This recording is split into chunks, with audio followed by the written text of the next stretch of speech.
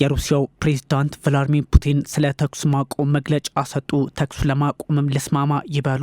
በምዕራቡ ዓለም ያላቸው የፖለቲካ ምስል ፑቲን ሲያታልሉ ወይንም አንዳች ነገር አሲረው ያደረጉት ነው በሚል እምብዛም ተቀባይነት የላቸውም። የሩሲያን የድል ቀን አስመልክተው ለ3 ቀናት ተኩስ አቁም ይደረግ ሲሉ ምዕራቡ ፑቲን ሲያዘናጉ ምናልባትም የህዝብ ግንኙነት ስራን በዶናልድ ትራምፕ ላይ ሊሰሩ አስበው ያደረጉት እንጂ ፍላጎታቸው ጦርነትን ማስቀጠል ነው በሚል ያው በጥርጣሬ ማየቱን ቀጥለዋል። በእርግጥም ፑቲን የሩሲያን የድል ታሪኮች መምዘዝ ለወታደሮቻቸው የጥንካሬ ምንጭ እንደሚሆን በመተማመን የሚያደርጉት መሆኑን መገንዘብ አያዳግተም። በ1812 የፈረንሳዩን ናፖሊዮን፣ በ1945 የጀርመኑን ሂትለርን ድል ያደረግን እኛ ፑቲን ሲሉ ያው ዓላማቸው ዛሬም ፓሪስና በርሊን እጃችሁን ሰብስቡ ታውቁናላችሁ የሚል መልእክት ለመስደር ሲያስቡ የሚያደርጉት እንደሆነ ፑቲን ለመረዳት አያዳግተም። በእርግጥ ዶናልድ ትራምፕ ምስክርነታቸው ለዚህ ገድል የበዛ ሆኗል። ፑቲን በባይደን ዘመን 3 የድል ቀናትን ሲያከብሩ ያልደነገጉትን ተኩስ አቁም ዛሬ በትራምፕ ዘመን ቀድመው ግንቦት 9ን አሰቡ የሚለው አረዳዱ በእርግጥም የጂኦፒው ትራምፕ ላይ የህዝብ ግንኙነት ስራ እየሰሩ ይሆን የሚለውን የምዕራቡን ጥያቄ መልሶ የሚጠይቅ ያደርገዋል። ታዲያ የድል ቀኑ ናዚ ጀርመን በ1945 ሙሉ ሽንፈቱን የተከናነበበት ወይንም የጥምረቱ ወታደሮች ድል ያስመዘገቡበት ተደርጎ በአውሮፓ ምድር ቢከበረም ሩሲያ የአንበሳውን ድርሻ በመያዟ በደማቁ እንደምታከብረው ይታወቃል። አንዳንድ የቀድሞ ሶቪየት አባላትም ያከብሩታል።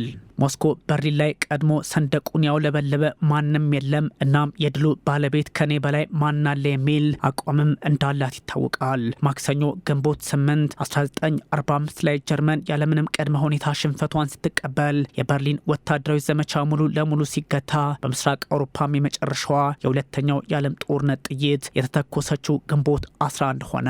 በእርግጥ የግንቦት 25ቱ የኦዛክ ዩጎዝላቪያ ጦርነት ሙሉ አውሮፓ ከዛኛው ጦርነት ነጻ ወጣ የሚል ታሪክም አለ።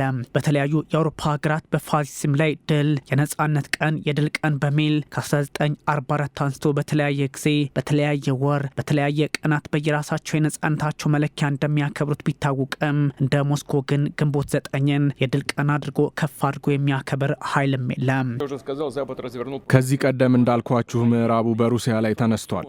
በወታደራዊና በመረጃ ኃይላቸው ብቻ ሳይሆን በኢኮኖሚው ግንባር ማለቴ ነው። ያም ሆኖ በየትኛውም ቦታ ዓላማውን ያሳካ አልሆነም። መቼም የሚሆን አይደለም።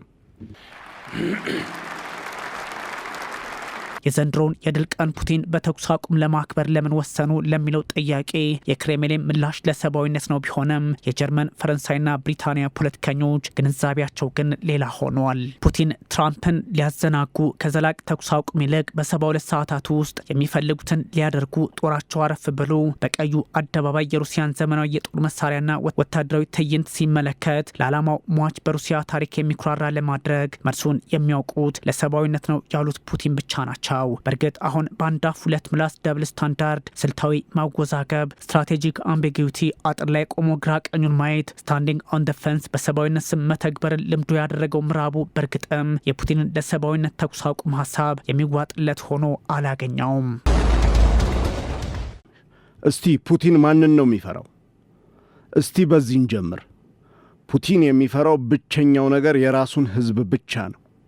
የማህበረሰብ አለመረጋጋት ፑቲንን ያስፈራዋል። ማንም ጫና መፍጠር አይችልም። ራሱና ራሱ ፑቲን ብቻ ነው። ፑቲን በ2023 በገና በዓል ላይ ተኩስ አቁም አሉ። ከሳምንት በፊት ለፋሲካ በዓል የ30 ሰዓታት ተኩስ አቁም አዋጁ።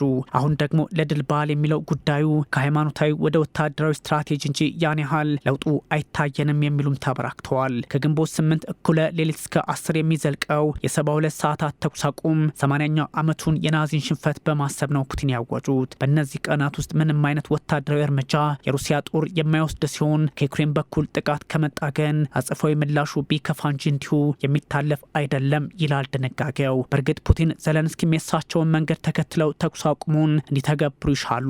አንድ ወገናዊ አዋጅ ከሩሲያ በኩል በመሆኑ ዩክሬን ተኩስ አቁሙን የማክበር የመርህ ግዴታ የለባትም። ያም ሆኖ ግን ፑቲን ተኩስ አቁሙ ከተጣሰ እዳው ገብስ ነው እንዲሉ ያደርጋቸዋል። አንድም ፑቲን ተኩስ አቁሙን አፈረሱት በሚል ጠንከር ያለ እርምጃ ከመውሰድ ተሻግረው ዘለንስኪ የተሰጣቸውን የሰላም ጥሪ አላከበሩም በሚል በዓለም አቀፉ ማህበረሰብ በተለይም በዶናልድ ትራምፕ ፊት ስልታዊ ፍርደኛ ሊያደርጓቸው ነው የሚል አረዳድም አለ።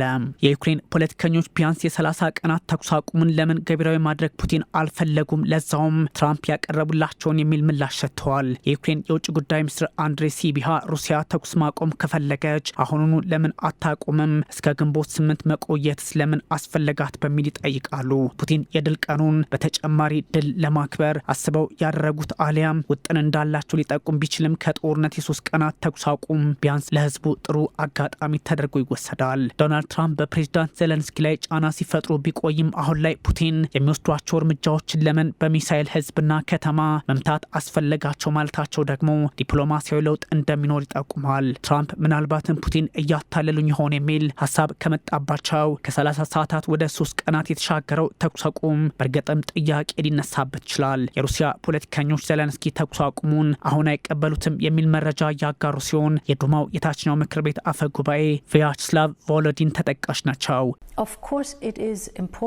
እርግጥ ነው አስፈላጊ ነው። በዩክሬናውያን በኩል ለሰላም ስምምነት እንዲሁም ለመልካም ሁኔታዎች ስምምነት አለ።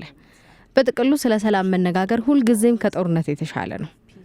በፕሬዝዳንት ፑቲን ላይ ያለው እምነት ሙሉ ለሙሉ ተሰብሯል፣ እንዲሁም ተሸርሽሯል።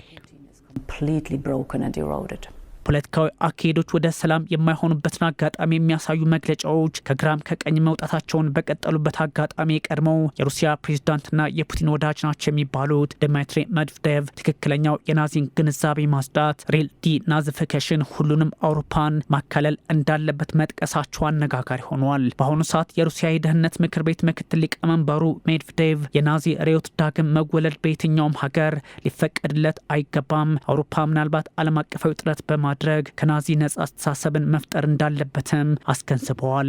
በኪየቭ ያለውን የናዚ አገዛዝ ማፍረስ አስፈላጊነቱን ማስታወስ እንፈልጋለን የሚሉት ሜድቬዴቭ ወደ ሌሎች አገራት ተሻግሮ በርካታ መንግስታት እንዲህ አይነት ጥረትን ከመጀመራቸው በፊት ዩክሬን ላይ መጀመሩን ትክክለኛ እርምጃ ሆኖ መወሰድ አለበት ነው የሚሉት። የሚከፈለው ዋጋ ትልቅ ቢሆንም እንዲህ አይነት የናዚ ርዕዮት አቀንቃይ መንግስት ዓለም ላይ ሊኖር አይገባምም ብለዋል። ዜሌንስኪም የ72 ሰዓታቱን ተኩስ አቁም ለራስ ጥቅም ለመዋል የተደረገ የፑቲን ጥረት እንጂ ፋይዳ ቢስ ነው ማለታቸው ነገሩን ያወሳስበዋል። በሌላ በኩል ምዕራቡ ዓለም የዓለም ፍጻሜ ኒውክሌር ጣጣ ቅዠት ውስጥ ነው ሞስኮ ማለቷ የሚያሳየው አንዳች ነገር እንዳለ ነው። የሰሜን አትላንቲክ የጦር ጥምረት የአውሮፓ አባላት አስፈላጊነታቸው እንደቀነሰ መቀበል አይፈልጉም። እያደረጉ ያሉት ከሩሲያ ጋር መካረሩን ማስፋት ነው። ይህን ደግሞ የሚያደርጉት ብራሰልስ፣ በርሊን፣ ፓሪስና ለንደን ናቸው ብለዋል የፑቲን ብሔራዊ ደህንነት አማካሪ ኒኮላይ ፓትሩሼቭ። በሩሲያ ድንበር የሚያደርጉት ይሄ ነው። ለተከታታይ 2 ዓመታት ኔቶዎች በሩሲያ ድንበር አቅራቢያ አደገኛውን ወታደራዊ ልምምድ አድርገዋል።